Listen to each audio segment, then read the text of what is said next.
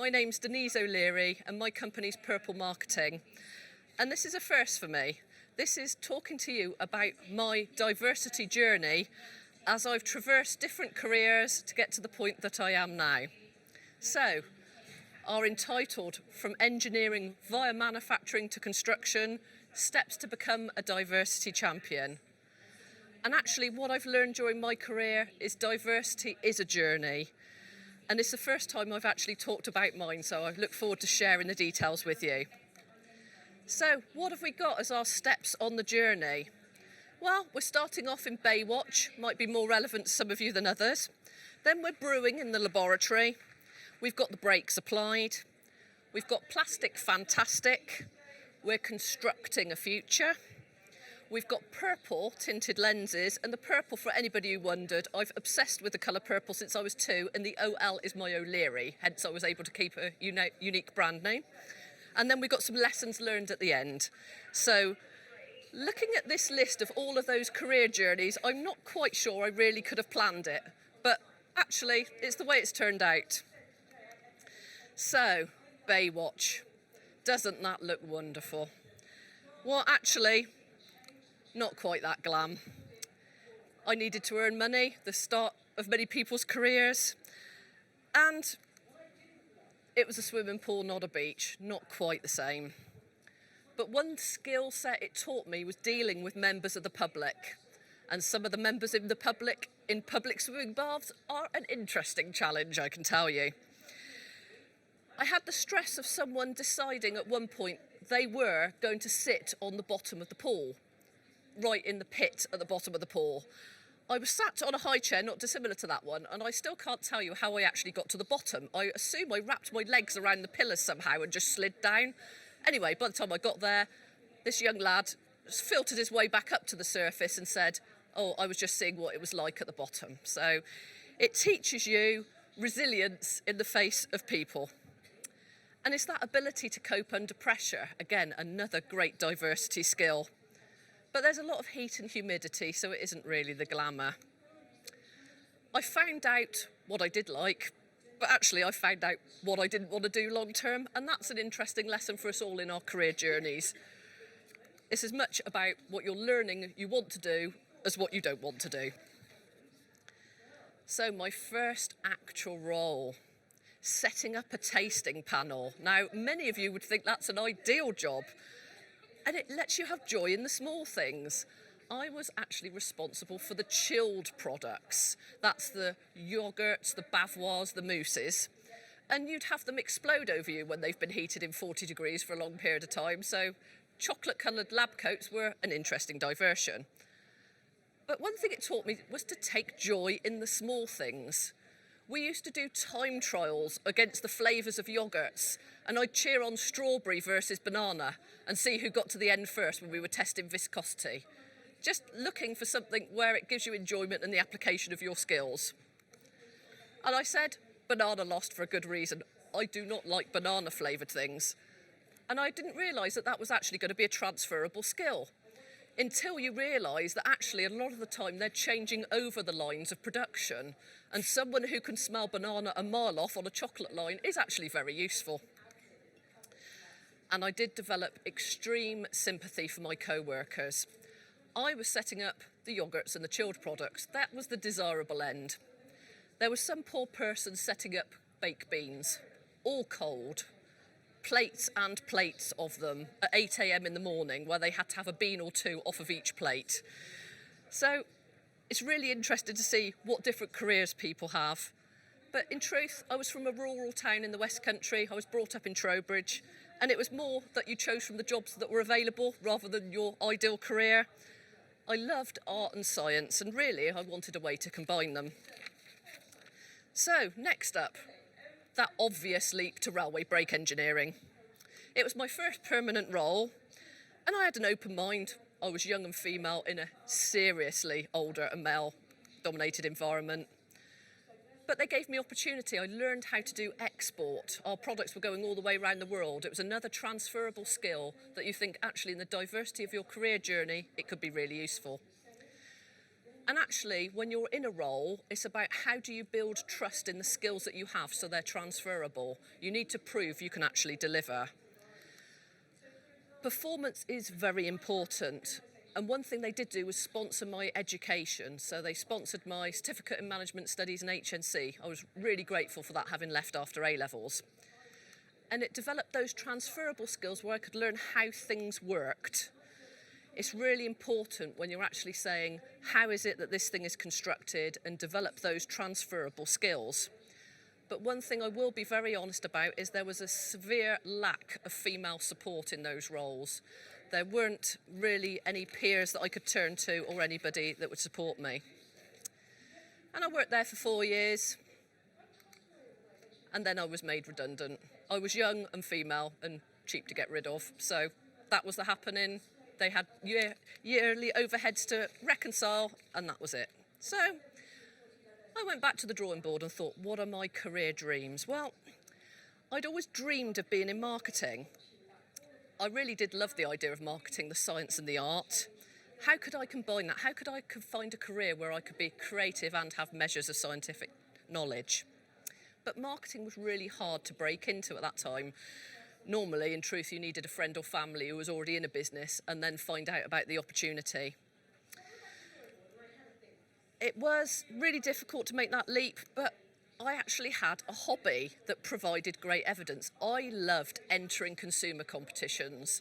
This was in the pre-internet days where everybody used to have entry forms and chase around the supermarkets buying millions of things they didn't need and force their partners to eat them as qualifiers. And it was a successful hobby. 1 year I had 3 mountain bikes and 4 tellies, so I must have been okay at it. But it was marketing in its purest sense, developing messages, proving that you had the knowledge even before you actually had the role. And as I said, I wanted to have that scientific and creative bias, so if I didn't have a job that would give it to me, I'd invent my own. So what's one of these? Where did I go next? Well, it's actually a moulding machine, and it makes these things. So I became a planner in a plastics factory. Again, another local company. It was great, well established, a new opportunity. And they were well respected. But I was used to working with engineers. I developed those transferable skills about working with people with technical skill sets. And also I had a logistical brain. So I was able to prioritise activity. And that meant my first job was actually planning the tankers and the labour. So all of the polymer that comes in that makes your lovely drain pipes that live on your houses. And again, they were a fabulous company. They sponsored my bachelor's degree. Now, any of you that think that education isn't open to you when you're in employment, of course, we know that's not to be true. A lot of employers are very embracing of having people join and then develop their careers with them. So it was an amazing chance for career progression. And actually, when you're inside a company, you've got so many choices. So I moved from the dark side, from logistics to commercial. It's not a move that people make that often, but in an established company, you've got that as a choice. I knew the product, so I had transferable skills. They knew that from a commercial environment, I'd be valuable because I knew how to make the things. And once you're in a company, you've got a better chance of moving. It's also true that a lot of opportunities aren't advertised externally. So if you're on the inside, you've got so much more of a better chance. And I had established relationships. There were people that were batting for me, that were recommending me, and that's what you need. And actually, I had skills that the sales force needed. And as a marketeer, that's a very strong asset. The sales force are often the audience that you've got to work the hardest to impress. So I moved from product marketing to communication and then marketing management. And after that point, they sponsored me to do my master's degree in marketing, which again, amazing opportunity, hugely grateful for that. And it gave me that opportunity to diversify myself and to learn. I still loved my competitions, and we had some great fun. In the days before two tight brand lines, we were able to do things like meet the boss. A boss pipe isn't so exciting, but it becomes quite funny when you put it on the managing director's chair when he's out of the office and feature it. And then 007, the code for our product, featuring for the sharp-eyed of you an Amiga watch as well in the product detail. That was another one of the project managers that was involved in that project. And then underfloor heating, the boffin. If any of you ever think about featuring Einstein on any of your communications, don't. It is a nightmare journey. All of the intellectual rights are highly tied up, so we then had a look-alike and went with an illustration. But it gave me the chance to combine my love of slogan competitions and artistry in a market. But as usual, everything changes. We actually had a reverse cultural takeover, so the parent company of the business merged with another company, and things changed. Nothing actually does stay the same for long in your career journey. You must constantly adapt and look for new opportunities and understand how your skills can be diversified and move into a new career path. I had 13 years there in total. It was wonderful years. I became a manager as well as a task expert. I had all of that chance to have those skills, and the external environment was actually very useful. I still didn't appreciate then the things that I learned at that point would be so useful to my future. But you must constantly adapt. You must look for new opportunities. And actually, it was the old MD who'd moved into a different role that provided that new path for me. So off I went into a construction company, a world that I thought I knew a bit about because we were selling a product that was sold into the construction industry as a supplier. But of course, when you're actually in a business, you realise you didn't know as much as you thought you did before you actually get there. I went from a department of 20 odd people to being on my own. And I had new people. They were distrustful of marketing. I'm sure you've heard this in the construction industry. Oh, well, we win on cheapest price. They know us, we'll get the job anyway. Well, yeah, that all worked very fine. But I actually joined the role in early 2009. For those of you who remember, that was the start of probably the worst construction recession on record. So what has Alex the Lion got to do with the world of bidding and construction? Well, many of you will know that when you're bidding, and Purpol Marketing are expert bid writers, that's one of the transferable skills that I've developed, you're actually judged on meat, and Alex loves meat. Most economically advantageous tender. And actually, the previous world, all of these companies had thought it was only price that ever mattered. Actually, we were able to prove that with good messaging and accurate bidding, we could actually add a huge amount to the bottom line and leave that money on the table as profit within the bids. But you needed to prove what you could deliver, and me in that role, that was what I had to do, prove that I could deliver. So what did we do? Well, I formed a department around me eventually, but we treated each bid as a bespoke marketing campaign, taking that knowledge, what are the customer pain points, what have they said that they're interested in, how do we make that most appropriate to the market? And we rebranded the business. It was a group of disparate companies. We created a new singular identity and were able to bid as a group, which gave us a lot more strength, especially with the accreditations. And grew it from 26 million to 42 million in that tough recession. And then you know probably what might have happened. I was made redundant again. It taught me a lot of things, but it taught me that life is like losing a bid. It's what you do to recover that actually counts in the process. So what do you do? How do you recover from a lost bid, and how do you recover from knockbacks in your journey? Well, first off, you have to stay positive. You certainly have to capture the learning and know what you're doing. You need to seek feedback and get people to tell you where your strengths and your weaknesses are so you can adjust to what you're moving forward to. And actually, seeking that feedback is really important. People need to be open to that clarity of someone else's vision of yourself. But people and organisations change, so who might be in charge now might not be in charge in the future. People move, and people who champion you will champion you in a new organisation. Someone very wise said to me, winning is easy, it's losing you have to come to terms with. And I think that's true in your life diversity journey as well as your work diversity journey. That is what you've got to come to terms with. And actually in the recognition, you do have to feel the pain of the loss and move on. And it's that knowledge that builds you up. So, how do you move forward? How do you rebuild yourself? Well, gaining that external perspective is a really useful thing to be doing.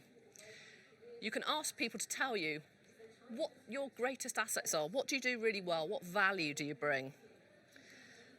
And understand your knowledge. What is it you've got that you can actually bring that's transferable learning? And actually Back to the plastics example, that's come in more than I would ever imagine, including when I had a house extension built and I could design the drainage run. Always very useful skills to develop. But what are you passionate about? What is it you want to do with your career? This is what you need to focus on. And take that passion and that transferable skill, the knowledge you have, the challenges you face, the knowledge you've gained in those challenges, and move forward. So you need to develop ways to transition into new environments, gain those new perspectives, and push yourself in new directions. So for all of you, you need to know, what is it that sets you apart? Self-analysis isn't really that easy, but what are the benefits that you deliver? And know that you actually bring something of value wherever you are in your career journey. Position yourself as an expert. You've gained great knowledge in whichever field you've been in. How can that be quantified and monetised in your future career? And actually, what do you do better than anybody else? How can you reapply those fabulous skills into new environments?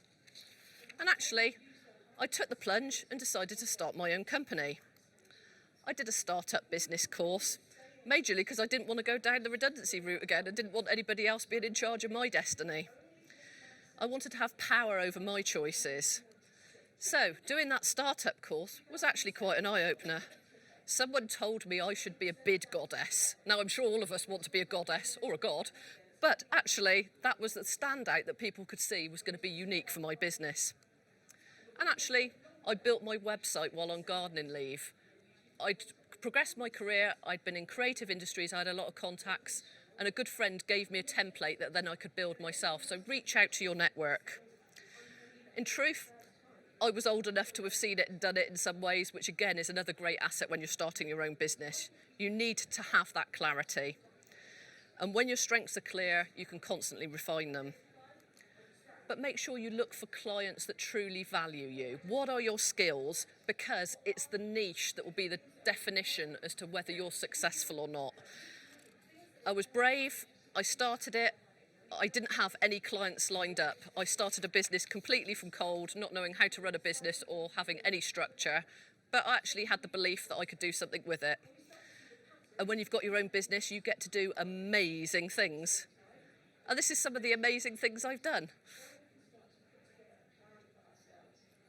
And of course, the amazing thing of being with you today, the opportunity. And I still love competitions. So how did I make that a transferable skill?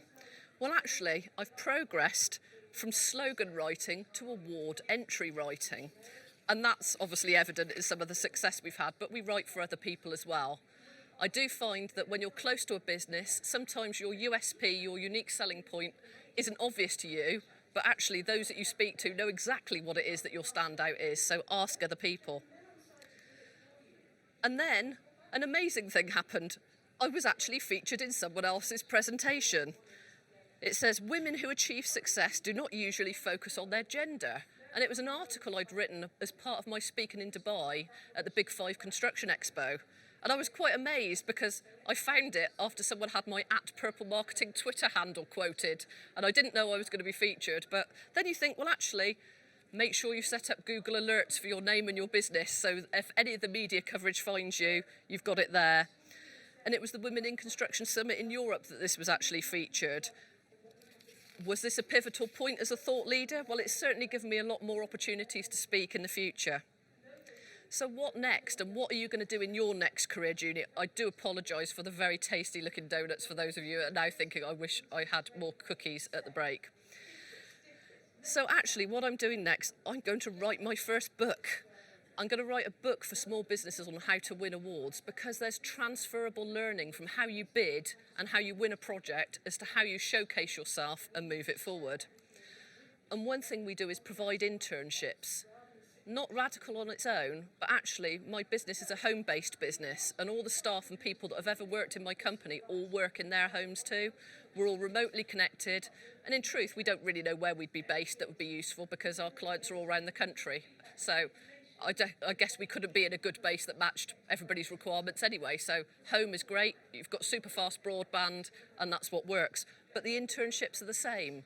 We've managed to create a process where people can go through our online courses, gain knowledge, and then we host seminars, we have webinars and calls with them, and then get them back together at the end of the process to check what they've learned. So it's been really valuable, and I've done that for all 5 years that I've now been trading. I'm just about to start the process again in July, and I've actually got international internships this time as well. So I would encourage you all in your businesses, give the chance to the next generation. And I still love competitions, though I've been quite rubbish at entering any lately. I've learned more to share what my knowledge is. And that's actually become the greatest win for me, to say, this is what I want to deliver for people so that their businesses can win. So what's the summary of learning on this diversity journey? Well, I want to help more clients win more often, because everybody who wins more business is going to be in business for longer and more profitable. But actually, there's a lot of things that you can take for your own careers and move forward. So I would say, actually, take that opportunity for learning. What's the chance of education? Are you going to be sponsored? Be kind, curate your network, build up others and provide that opportunity to them that they may have been denied in normal routes. Make your own luck. If you want to aim for somewhere, do it in your own private space and then prove that you can do it in a work environment. And never think experience is wasted. I've actually done marketing strategy work for stormwater management companies that can't believe they've got a marketeer who knows about drainage. So you just never know when those transferable skills come in. And I'd say be generous with your knowledge. Take time to help. I judge young enterprise. I help kids with their interview practice. There's all things that you can do as well. And sometimes people just send a message on LinkedIn asking a question. So we do try to do that as well. So over to you. What are you going to do in your career journey? What are your top 3 transferable skills? Give those a thought. Name a way that you can assist someone else in their career. What can you do to help someone on their diversity journey to building their career? And which dormant skill or contract can you now regenerate? With your knowledge of what you've done in the past, what things can you do moving forward? So thank you very much for your attention. My name's Denise O'Leary, and if you'd like any questions, I'd be delighted to answer them.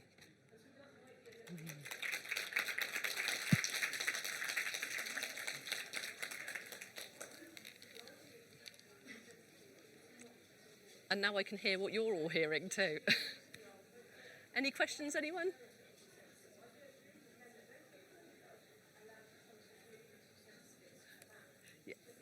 There's a microphone just coming to you.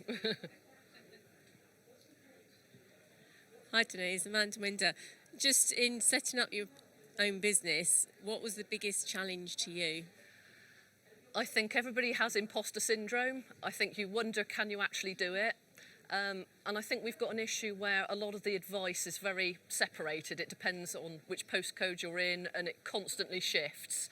So the thing that I say to everybody who's new in their business, yes, have the confidence to do it, but do your market research first. Look at your market. Who is your target audience going to be? And actually, have you got a niche that you can explore? Because certainly with marketing messaging, the problem is a lot of people think, well, loads of people could have it. Actually, the whole market could have it. In actuality, you won't be able to create fine enough messaging that will appeal to people in a niche if you've gone too general. So be brave enough to be niche and keep that content so it's really focused. Thank you.